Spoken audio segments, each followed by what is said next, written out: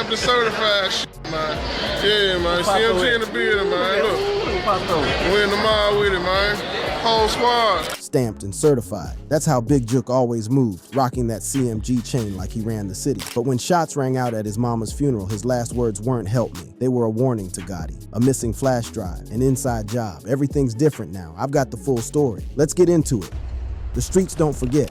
Yo, there's some footage floating around the net that'll have you questioning everything you thought you knew about this Memphis street beef. We're talking about Big Jook, or Anthony Mims to the government, and the words that came out of his mouth right before he got touched. This ain't just some random clip, fam. This is a straight prophecy. And if you're really listening, you'll realize this whole situation has been orchestrated from jump. And real talk, the bloodshed probably ain't over. If anything, we might just be getting started with this revenge cycle. We're about to break down this whole situation in 3 parts. From the murder that got CMG scrambling like roaches when the lights come on, to fans digging through old lives looking for clues, to street soldiers whispering that somebody on the inside has been playing both sides this whole time. Let's run it back to that day Jook hopped on live in 2022. My guy was posted up in front of the camera, surrounded by all that paper, laughing, straight cackling at young Dolph getting smoked. On camera, this man was clowning broke rappers, talking about he'd cover they rent, and reminding everybody that CMG got perfect aim. So, man, hey, y'all.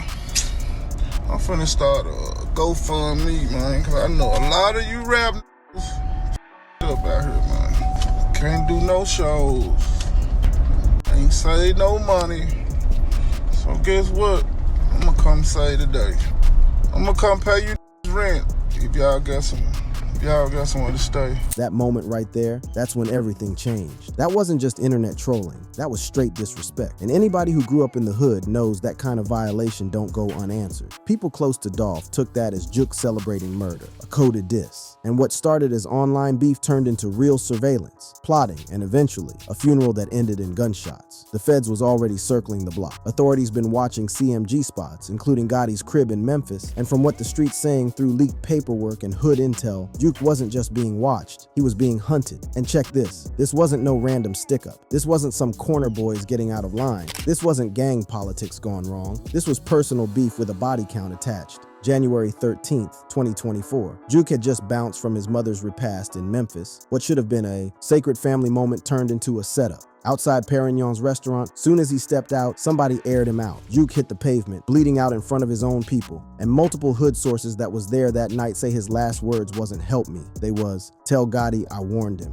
Now what you think that means? Some street scholars saying it was him warning about CMG getting touched next. Others think it was him calling out somebody close to Yo Gotti for setting the whole thing up. But either way, this wasn't no stranger pulling that trigger. This was somebody making a statement. See, way before Dolph got clapped at Makeda's Cookies in 2021, the tension been brewing. Not just over music, but over money, over territory, over respect, over loyalty gone bad. Dolph and Gotti used to be cool. That all switched up when CMG tried to sign Dolph and he curved them, publicly calling the label too controlling. After Dolph got murked, mad people believed Big Jook had something to do with it. Maybe not the one squeezing the trigger, but definitely making calls from the shadows, gassing it up, keeping the flames hot. Then came the bombshell during the young Dolph murder trial in September 2024, where prosecutors straight up said Jook put up $100,000 to have Dolph eliminated. Then came that live, the disrespect, the arrogance. You feel me? We got money right now, man. Pull up, don't make this happen, man, because I think this gonna hurt a lot of rappers, man, after this, man. These niggas go like this. Just can't go without making money. What Jook ain't realized was that every word he spoke that day was gonna come back and haunt his spirit. Because the same way he was laughing at Dolph, somebody was about to be laughing at him. In them final weeks before he got touched, word is Jook was moving paranoid, switching phones, switching whips, moving more low-key. But that wasn't enough. Video popped up just days before the shooting of him in a Memphis mall, still talking that big talk, still acting like he was untouchable. Stamped and certified shit, man. Yeah, man. CMG in the building, man. Look. We in the mall with it, man. Whole squad. But the streets wasn't buying that tough guy act no more. Hood intel says Jook had ops from every direction. Cats who believed he played a way bigger role in Dolph getting smoked than anybody was saying. And if them rumors got legs, then what happened outside Perignon's wasn't revenge. It was a message. A message that all that paper, all them chains, all that security, all that fame couldn't protect you from street justice. But yo, this is where it gets really foul. Jook supposedly been keeping receipts, a whole notebook full of payouts, protection money, and hush hush funds tied to CMG's dealings with street soldiers. That ledger, from what unconfirmed sources saying, went missing after he got killed, some thinking it got snatched from his ride during the shooting, others saying Gotti himself had it removed before the boys in blue showed up. But what makes this theory even more twisted is that Jook might have peeped he was being set up. Multiple Reddit threads and insider posts on forums like Lipstick Alley and Thakoli claiming Jook been venting to his day ones in the days before his murder. Word is, he said, "This ain't got nothing to do with Dolph no more. This is about me and what I know." And just like that, the whole script flips. This ain't just about beef no more. This about secrets, about what Jook might have been holding over people's heads, about what he was ready to spill, or maybe already did. Because the scariest part of this whole situation ain't that Jook died. It's that he might have been trying to come clean. The energy, the timing, the pressure, it's all there in them final clips. Big Jook wasn't just some background player in Yo Gotti's operation. He was the muscle, the one pulling strings behind the scenes, the one cats whispered about in corners but never stepped to directly. He knew where all the bodies was buried, and we might be talking literally. So when somebody like that drops cryptic last words, that ain't just drama, that's intelligence. For y'all who don't know how deep this beef really goes, this whole thing started way before Dolph got touched in 2021. Young Dolph, an independent Memphis rapper who refused to bow down to Yo Gotti and CMG, had become a symbol of going against the grain, and a problem for Memphis rap royalty. His bars was bold, his disses was brutal, and his independence was dangerous. Gotti and Dolph's beef wasn't about music, it was about respect, power, and turf.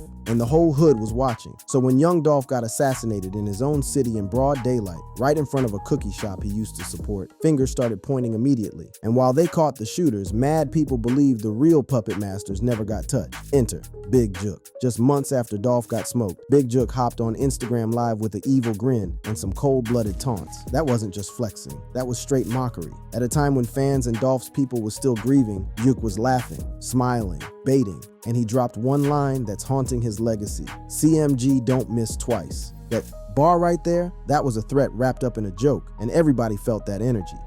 The inside job. Real ones know the saying, it ain't never your ops, it's always your homies. And when it comes to Big Jook, that statement might have never hit harder, because when we really dig into what went down in them final days before he got touched, one thing becomes crystal clear. This wasn't just retaliation from the outside. This wasn't some random hit from the ops. We talking about whispers in the shadows, strategic moves, people disappearing, surveillance, and then dead silence. The type of quiet you only get when everybody involved is too shook to speak. Big Jook didn't just die at his mama's homegoing reception.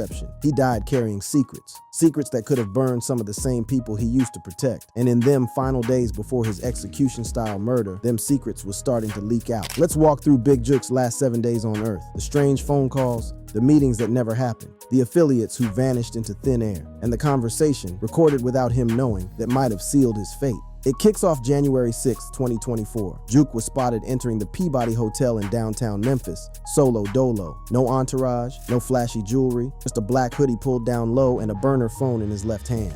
From surveillance footage that got leaked to Memphis PD, he was there for a meetup, but who he was meeting with, that's still a mystery. Hotel logs don't show no reservation under his government name, but a valet slip that somehow got leaked showed the whip was registered to CMG Enterprises LLC. That detail alone had people raising eyebrows. Why? Because CMG had supposedly gone ghost since early December. The label pulled back from all press. Gotti went radio silent. No new drops, no new signings, just straight silence. He had turned into the middleman, the enforcer, the dude who still had to show face while everything underneath was crashing down.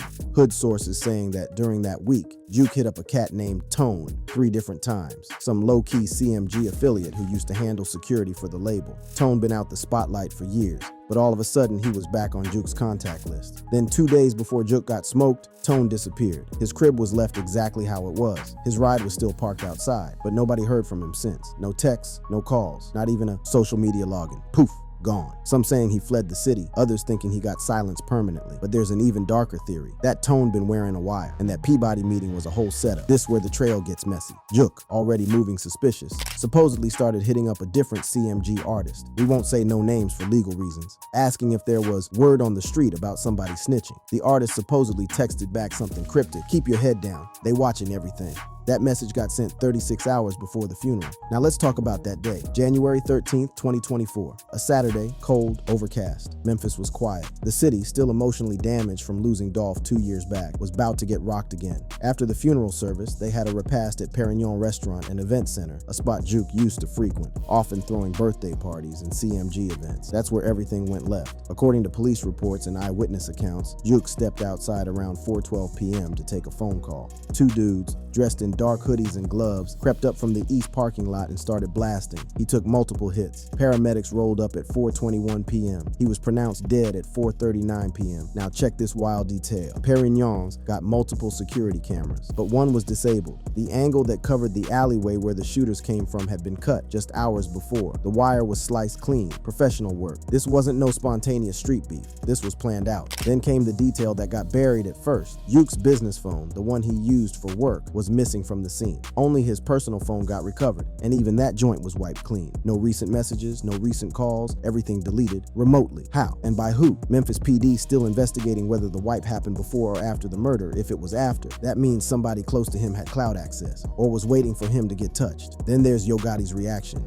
or the complete lack of one. In the hours after Jook got smoked, Gotti ain't post no tribute, ain't issue no statement, no flowers, no public mourning, just nothing. Days went by, then weeks. Fans started speculating. Was Gotti in hiding? Was he cooperating with the feds, or was he cleaning house? From local news reports, investigators was already watching CMG properties, including Gotti's Memphis mansion. And in the week after Jook's murder, 2 CMG artists flew to Atlanta and ain't been back since. Now add this chilling piece. A text message supposedly found on Jook's iCloud backup, sent to an unknown number 5 days before his murder. It said, "They trying to close the circle. I'm outside of it now." Outside of what? The label? The trap? The secret? Whatever it was, he knew he wasn't safe. So let's connect the dots. A mysterious Peabody meeting with no traceable visitor. A CMG affiliate who vanishes without a trace. A funeral repast where cameras get disabled and shooters know exactly when to strike. A wiped phone, a missing ledger, and cryptic final words warning Gotti about what was coming. This ain't a theory no more. This is a pattern. A slow, calculated takedown of the inner circle.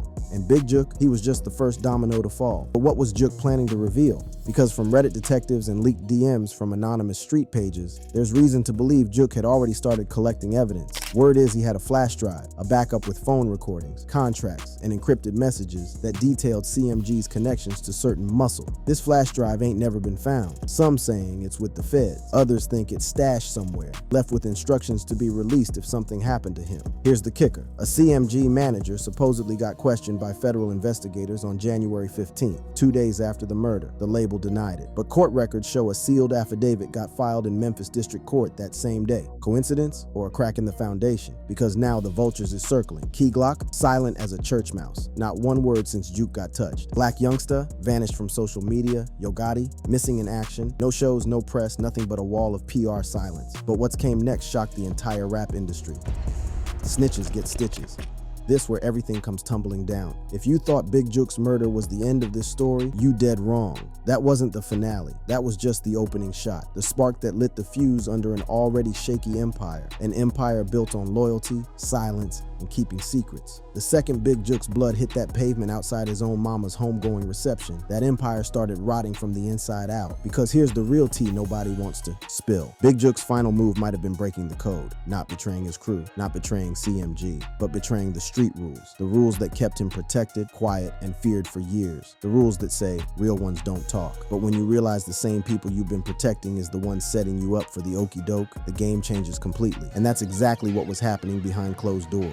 The second man at the Peabody. Back in part 2, we told you all about that mysterious meeting Jook had on January 6, 2024, 7 days before he got aired out. He checked into the Peabody Hotel with a CMG registered whip, but never booked no room. Security footage showed him entering the lounge with a burner phone and stress written all over his face, but he didn't roll solo. New leaked footage shows at 3:17 p.m. A second dude walks through the east entrance. Short dreads, dark hoodie, gray jeans. Some Memphis street cats recognize him as Lil Mondo, a low-key CMG road manager turned runner, somebody who got quietly fired in late 2022 after some alleged internal money drama. Why that matter? Because word on the street is Lil Mondo started cooperating with the Alphabet Boys in late 2023 after getting jammed up on some unrelated gun charges. charges. While that claim's still unconfirmed, it had been posted on multiple underground rap forums, and screenshots supposedly showing a sealed indictment was circulating on Reddit just days after Jook got smoked. Hold up, if Jook really was meeting with a known snitch, and he ain't know it, that means he might have got recorded during that whole conversation.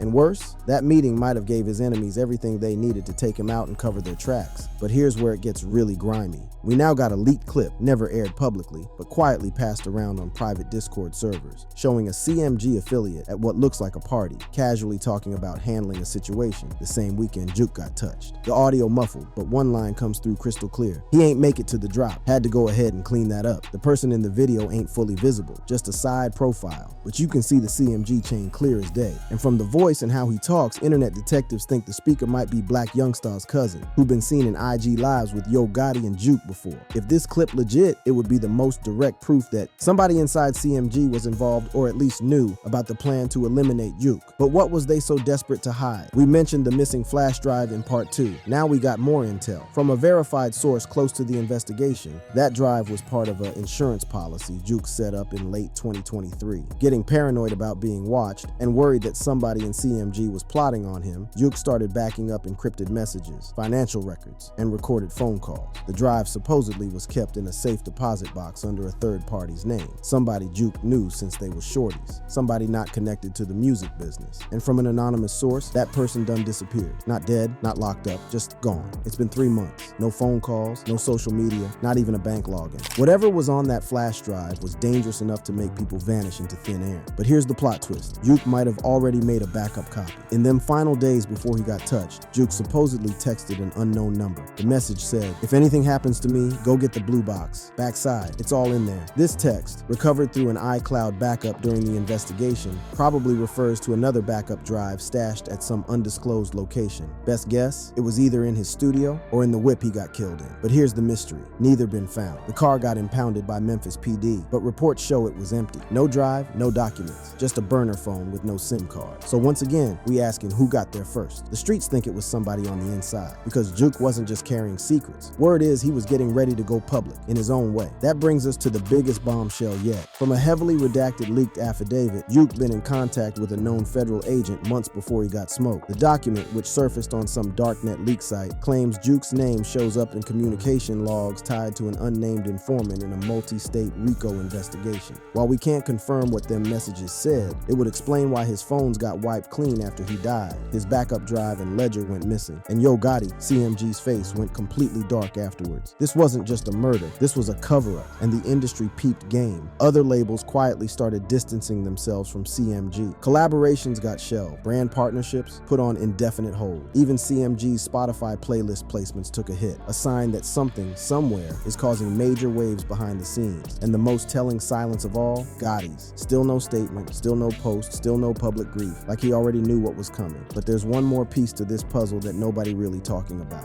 In all the street theories and online discussions, there's been whispers about somebody who saw it coming, somebody who tried to warn Jook, somebody who might have the missing pieces. Y'all want to know the real reason Big Jook got killed? He was lazy. Yeah, I said it. Lazy. He ain't finished the job, man. You know, you can't just get rid of one piece and not get rid of the rest of the pieces. Them words spoken just days after Jook got touched carry way more weight than most people realize. Because if the theory right, if Big Jook really was involved in Young Dolph getting smoked, then his murder wasn't just revenge, it was street justice, the kind that don't wait for no courts or trials. And now we left with the aftermath. Key Glock, silent as a tomb. Not one word since Jook got killed. Black Youngstar vanished from social media completely. Yo Gotti, missing in action. No shows, no press. Nothing but a wall of PR silence. But what's next? Here's what insiders watching for in the coming months. A quiet grand jury proceeding in Memphis targeting multiple CMG associates. A sealed indictment that could get unsealed by year's end, bringing the whole label under federal fire. And possible subpoenas for cell phone records and encrypted messages tied to Jook's final 7 days. And if even half this stuff turns out to be facts, Big Jook's death won't just be one man falling. It'll be the collapse of a whole empire. Because once you break the street code, once you start talking to the alphabet boys, it ain't just the ops that want want you gone. It's the same people who used to call you family. And now they calling you a liability. The cycle of violence that started with Young Dolph and continued with Big Jook ain't over. We just getting started. Because in Memphis, where loyalty is everything and secrets is currency, the only thing more dangerous than knowing too much is letting people know that you know too much. The streets don't forget, and they damn sure don't forgive.